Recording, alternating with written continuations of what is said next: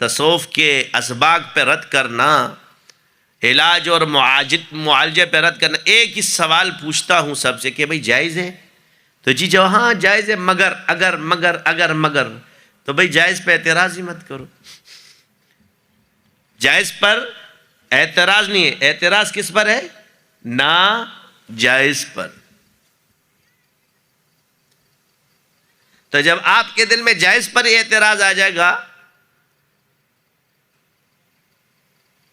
تو اس کو اگر آپ حق سمجھتے ہو تو یہ غلطی ہو جائے گی. اس لیے آپ لوگ اپنے اندر یہ چیز مت لاؤ، کیونکہ صحیح کام کوئی بھی کر رہا ہے، وہ کام جو اس وقت کر رہا ہے وہ صحیح ہے. اور اس کے لیے میں نے آپ کو دلائل بھی دیے تھے کہ حضرت ابو ہریرہ رضی اللہ تعالی عنہ کہ کو آپ علیہ السلام نے جو کھڑا کیا، فرمایا کہ رات کو ایک شخص چور ہے، اس کو پکڑ کے رکھنا، اس باغ کی رکھوالی کرنا. اس میں بڑی چیزیں ہیں، باطنی معنی بھی بہت سے چھپے ہوئے. بہرحال مفہوم حدیث پورا یہ ہے کہ وہ 3 دفعہ آیا اور آخر میں اس نے منتیں کی چھوڑ دی. تیسری مرتبہ جب آپ نے پکڑا تو اس نے کہا تو مجھے چھوڑ دے، میں تجھے ایک بات بتاتا ہوں. کہا کیا؟ کہا آیت الکرسی پڑھا کر، تجھے کوئی چیز نقصان نہیں دے سکتی. جب یہ واقعہ حضور کو بتایا تو آپ علیہ السلام نے فرمایا بندہ تو برا تھا، جھوٹا تھا، مگر بات سچی کر گیا. اب اس میں 3 باتیں. اول، اس صحابی کو حضور نے مقرر کیا تھا، آنا شیطان نے تھا، اس کو پکڑنا تھا، اور پکڑنا تسخیر میں ہی آتا ہے.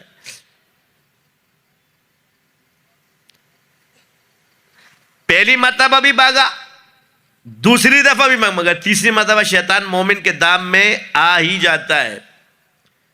اور جب پکڑ لیا تو شیطان نے اسے شر نہیں سکھایا بلکہ خیر کی بات بتائی کہ آیت الکرسی پڑھا کر.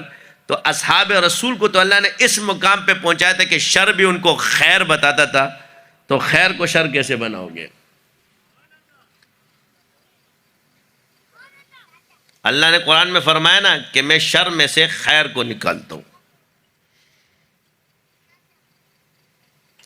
یہی چیز آپ اپنا روزانہ کی زندگی میں دیکھیں کہ جی تعلق کیا ہے؟ نظام سے ہے. وہی دوا یہاں کھاؤ گے، دم یہاں کرواؤ گے، جنت میں بھی دم کرواؤ گے کیا؟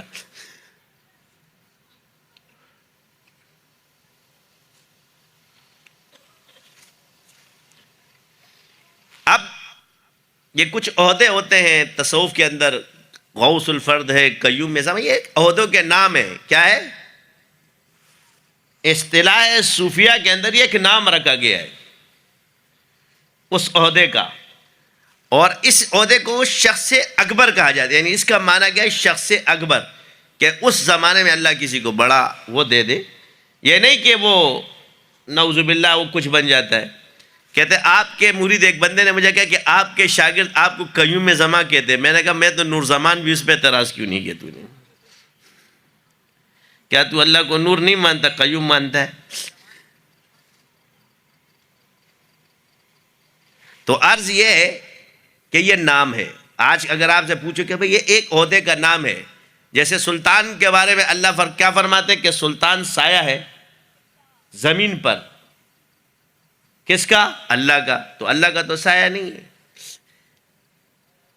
تو مراد کیا ہے اس کی؟ علماء کو پتہ ہے کہ جس کو اللہ نے منتخب کر لیا، کام لے رہا ہے ان سے، بس یہی باتیں ہیں.